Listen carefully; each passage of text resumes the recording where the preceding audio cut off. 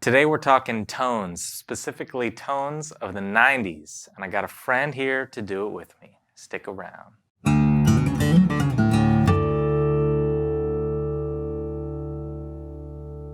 How's it going, y'all? My name is Cooper Greenberg here at Alamo Music, and you might recognize this guy. How do we do the intros on these my videos? God. I only know how to do the piano ones. How's it going, y'all? My name is Cooper Greenberg here at Alamo Music Center in San Antonio, Texas. You can find us online at alamomusic.com. And I got a friend here that you may recognize from our piano channel. I'm Patrick Marr. I'm excited to be here. This is something I was looking forward to. I was like, we should do a tone comparison of the 90s. Yeah, you might also recognize him from the end of our guitar videos as the guy smashing a guitar. A lot of that angst was built up in the 90s, I think, actually. Yeah, it was a very grunge mindset, I think. And once and for all, I'd like to make a comment that that guitar was damaged beyond repair before we made that video. It was not fresh and ready to go, so stop your whining. You're fine. I feel like someone put like a Nickelback song on, and I was just like, no, and just like, cannot jam that, Cooper. I know you like that. That's your favorite band. Yeah. I used to play in a Nickelback cover band, but that's a different video. That's 2000s. Today we're talking 90s, and both of us were born in the 90s. A product of the 90s. Product of the 90s. We're here because of tone, I think. That's what my mom says, at least. That you're here because of tone? Well, it just depends on what kind of music you're listening to, right? Yeah, I guess so. So Patrick and I are big fans of 90s music. We make a lot of music outside of the store that is very 90s inspired. And so I thought it'd be an interesting thing to talk about kind of 5 classic 90s tones. Obviously, it's not going to be all-encompassing because there's a lot of areas that we don't necessarily overlap on in terms of music that we liked or grew up on. But we'd kind of like to discuss some of those classic things and how you may be able to recreate them with stuff that we have in the store, stuff that you might have in your rig already. So I'd like to start off talking about Fuzz, which is, you know, a big one for me. I play a jazz master. But Patrick actually introduced me to a lot of music that encompasses the whole fuzz atmosphere. What are some of your favorite fuzz, kind of fuzzy things? Well, I think fuzz is like a bigger concept. The 90s to me, like a lot of guitar melodies weren't, like you come from, you know, late 70s, early 80s into the 80s, and it's like very technical. There was like, you know, hard rock was happening, but there was also like pop. And at some point, like early 90s, I mean, just you look at like Nirvana coming out of the early 90s, and it wasn't about the technicality of the playing. It was more about like the roughness of the sound. Yeah. And in that, like a fuzz, like the fuzz was like, it was very cool to have, you know, a more melodic solo. Yeah. Instead of a very technical, like harder to play piece. But like they would cover it up with a cool like sound, and that sound, I feel like for a lot of people started with fuzz, and it was, and it's like, how do we crank this up? You know, like there's a way that you can turn up distortion on your amp, or you can really like play loud, but like how do you make it sound like, you know, a more of a rough journey? And a lot of the times 90s bands will think melody first instead of like actual technicality. So I mean, there's a couple bands you think about, like I mean, I always think Weezer, early Weezer, and like when they're putting different guitar tones in the song, and they kind of shine in their own spot. They kind of like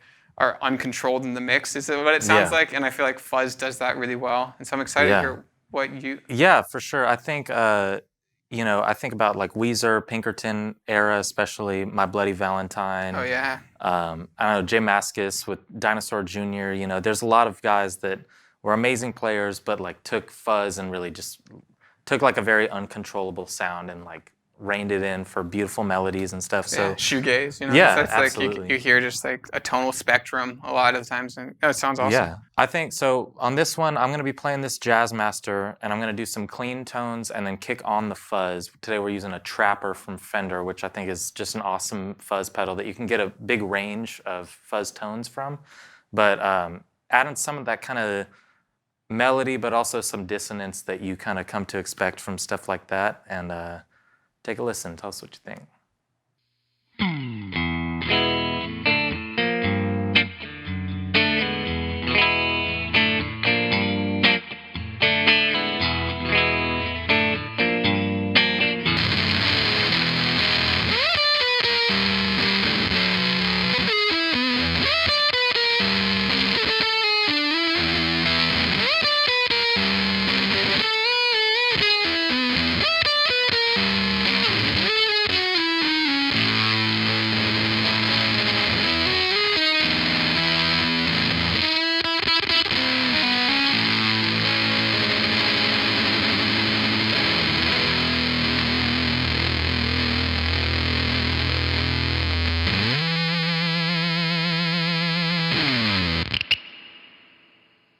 So there you have it. There's a little fuzz for you, but on the complete opposite end of the spectrum, I think it's still worthy to talk about how bands kind of incorporated a lot of clean tones, big, very stratty Fender amp.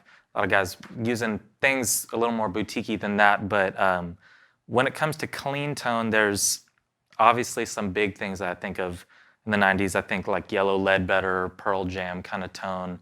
But bands like REM, Dave Matthews Band, Soundgarden, even with like, obviously they would explode, but then have really, sparkly, clean stuff. There is a lot of stuff that we overlap on. There's some stuff that we don't. Patrick's not necessarily into the types of bands that I'm mentioning, but not the greatest bands. Some people would say they are, but I just think it's interesting as like a whole. I feel like the '90s.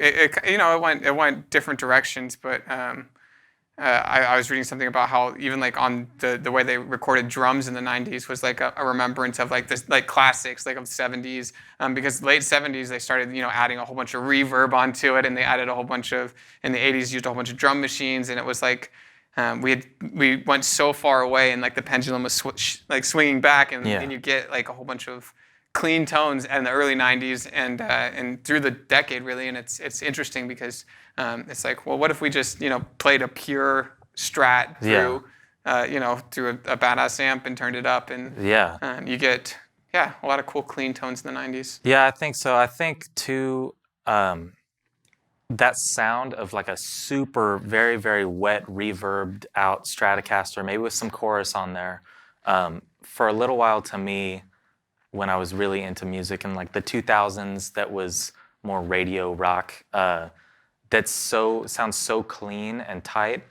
That kind of very reverbed out sound sounded kind of dated to me at the time because it was just like the direct predecessor to this very clean tone. But now at a certain point, it kind of sounds almost nostalgic to me because it's more of a timeless tone, like you're talking about, that's reminiscent of the 70s. Instead of something that seems kind of like dated because you're into so much like very radio polished stuff. Or Eric Johnson too, like like you hear that like classic tone out of his guitar a lot of the times, and we've reviewed his guitars here. It's just like it's such like a powerful clean tone that you hear. For sure. For this one, I didn't say this before. I'm gonna be playing stuff that is original, quote unquote, but it's somewhat reminiscent of these kind of songs that we're talking about. So it'd be way too easy for me to do Yellow Ledbetter on this thing. Not that that's an easy song, but that's an easy choice. So I'm gonna kind of, maybe you'll hear hints of it in and out, but I'm playing through this American Pro 2 Stratocaster, Hot Rod Deluxe with a healthy amount of reverb, and I think maybe halfway through I'll kick on this Boss chorus ensemble that I have here.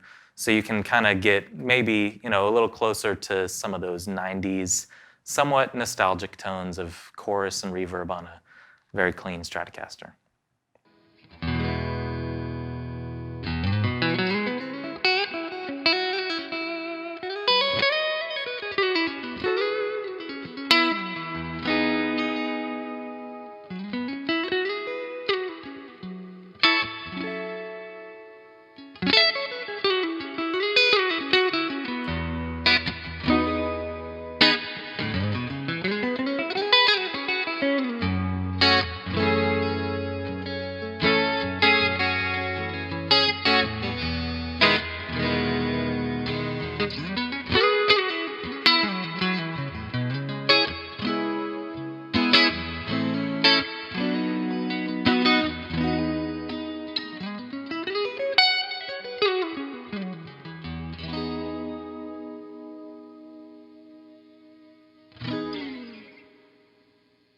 Well, Cooper, that was very clean.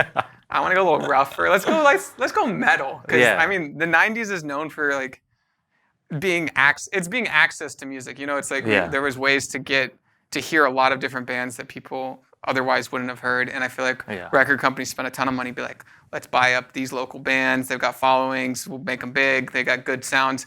But metal has a soft spot in your heart and millions of people's hearts out there. Not my quite heart. Yours. I think we got to stray a little further from God on this one. Talk metal, because it's hard to ignore that the 90s were an incredible time for metal. Coming out of hair metal 80s, I think it got so much cooler, at least for me, in the 90s. Also, you're seeing the advent of the Boss Metal Zone. If you haven't heard, this is a 5G. Yeah, it's in the 5G chip in your vaccine. The schematics are beautiful. Beautiful on this thing. So the Metal Zone, maybe some say infamous pedal of this tone, heavy-duty mid-range on this thing. You'll just get insanity coming out of this box. And of course, I've got the limited edition HM Stratocaster right here. Couldn't be further from either of our personal styles. However, from things like Pantera in the 90s, all the way through to like new metal type stuff. Have you heard of Tool? Don't even bring up Tool in this part of the conversation. That's for later. Okay. I would not put them in the same sentence, but some people, they all look the same, I guess. But new metal, maybe like Korn. With the backwards K? Yeah, I think it's a backwards R maybe. Oh. This guy doesn't listen to Korn. So I would say that stuff like this, you get super high gain, almost to like a fizzy sort of realm. It can be pretty cool. And also, I think it's worth talking about, outside of just tones, there are so many drop tunings and alternate tunings and different kinds of techniques that were thrown in at this time. So I'm going to do my best, because it's worth it in our kind of top 5 to talk metal tones, to just take a super strat and a metal zone and see what kind of sounds we can get out of it and make it sound as 90s as possible.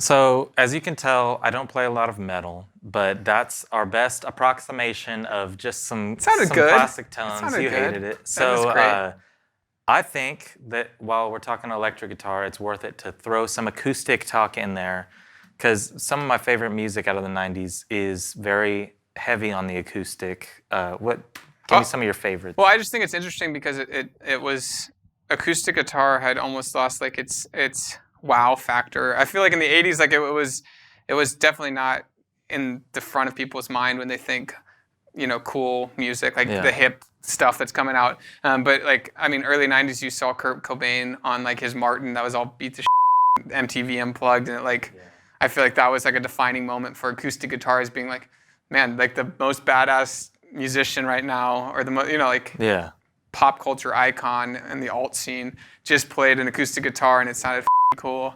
And so it's like, can we say the F word? We're not on the podcast.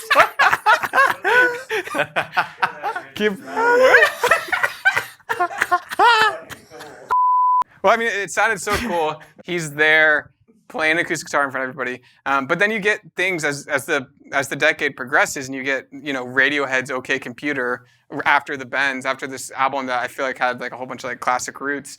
They do OK Computer, and there's these songs where acoustic guitar is front and center on these like awesome rock ballads, and really kind of defined what music was going to be for the next 10. I mean, we're still seeing significant just people are motivated by, or they're inspired by OK Computer still, and you hear these really cool guitar tones together. Yeah, for sure. I think one of the biggest ones for me, first of all, Radiohead, I think is probably our collective favorite band, and they did so much for acoustic guitar.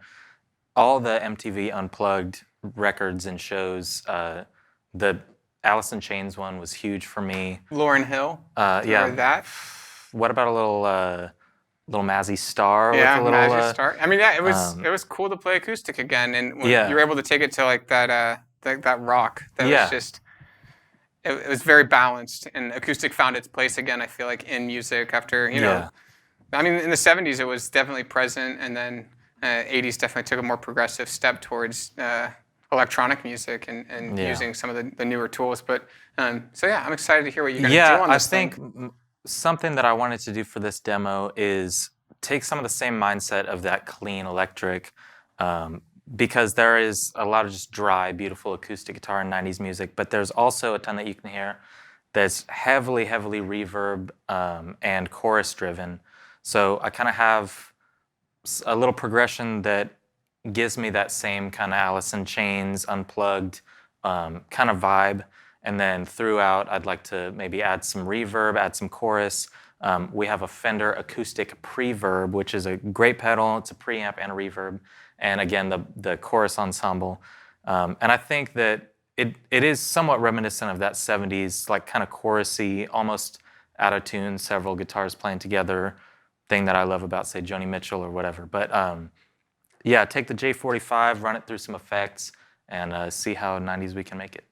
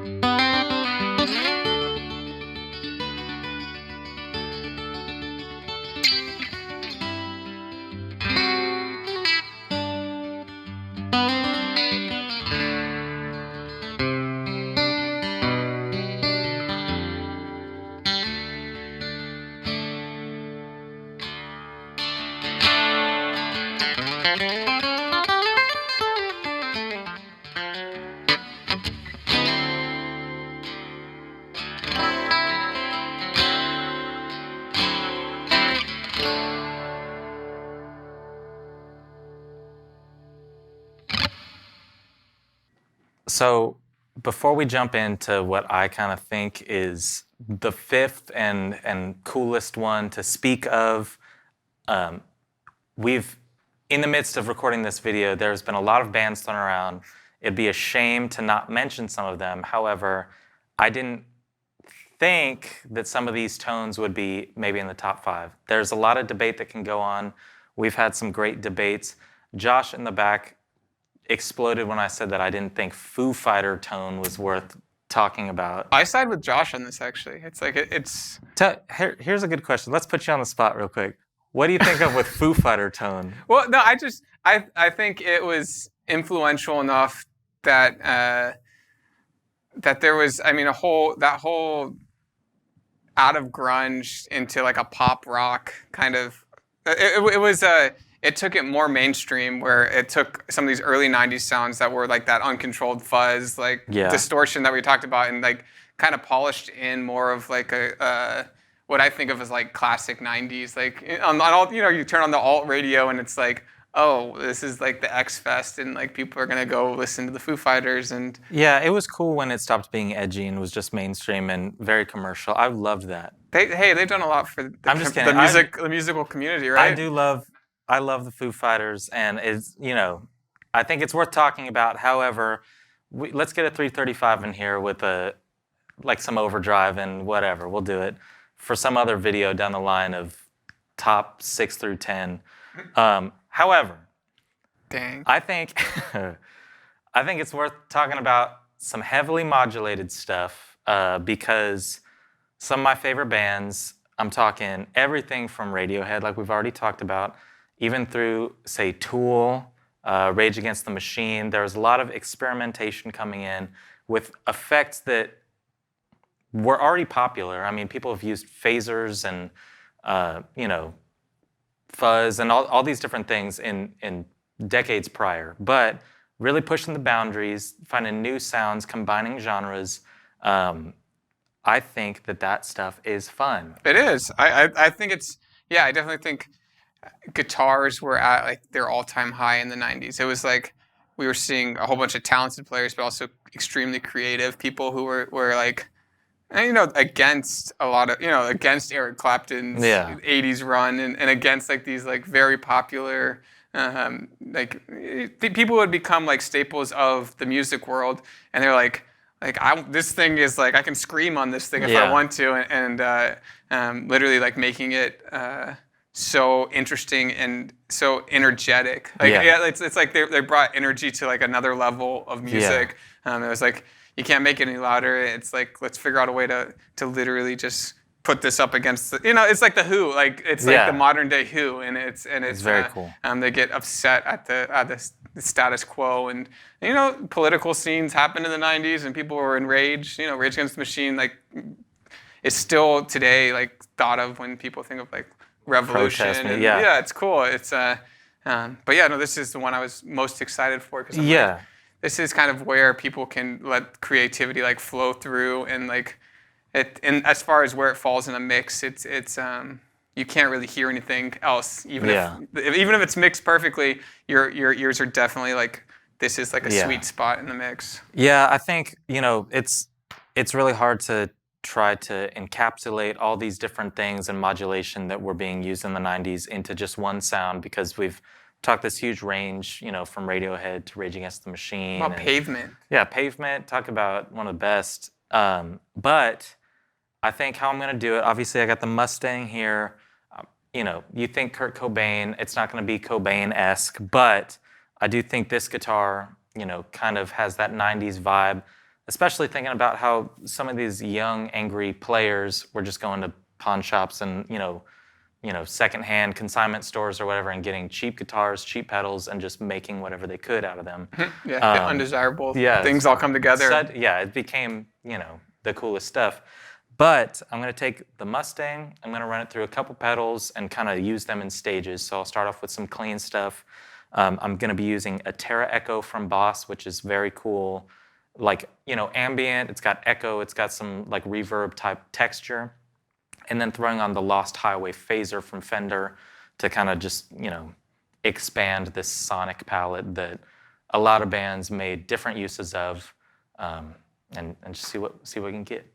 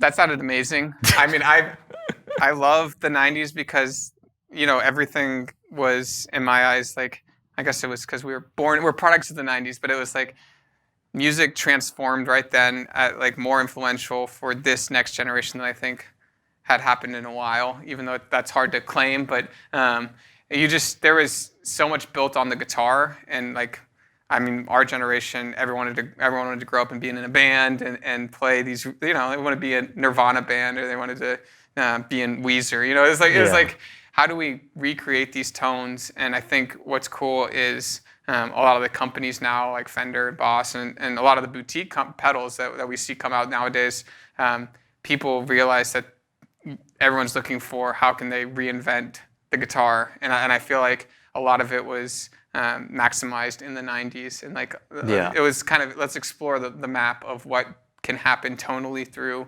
a solid state amp or through a tube amp with all these pedals, like you said, the ones that were lost and you find them in a thrift store, like how cool can we make things that have been explored? It's fun. It's very cool time for music. Patrick and I like to hang out and talk music all the time, so thank you for watching, letting us talk at you about just our favorite tones of the 90s. Ideally, we'll get to do a 70s video before too long. That's what's coming next. That's kind of what we talk about the most, probably. But for now, yes, let us in the comments what you thought. I know there are a lot of heavy-duty opinions on tones and gear and how to recreate classic sounds. I know that we didn't have a Boss DS1. I know that we didn't have like a small clone chorus. There's a lot of stuff, and we can talk about that all day. I would love to. If you would like to comment below, let's argue about the things. But when it comes down to it, this is all about how to kind of recreate just with stuff that might be near you, might be in our store, might be in a local store near you, and then just kind of talk about how those sounds changed music. And the 90s changed me. I was there for a little bit of it. You were there, most of it. But yeah, we've been definitely inspired by this music. We know that you have too. If you have not yet, please subscribe to the channel. We're trying to hit this goal of 100,000 subscribers on our main channel. Check out our piano channel. We talk pianos, which are actually better than guitars, I think. Check out the synth channel at the Audio Lab, Alamo Music Audio Lab with Patrick's brother, Zach, doing some very cool stuff over there. And we'll see you guys next time.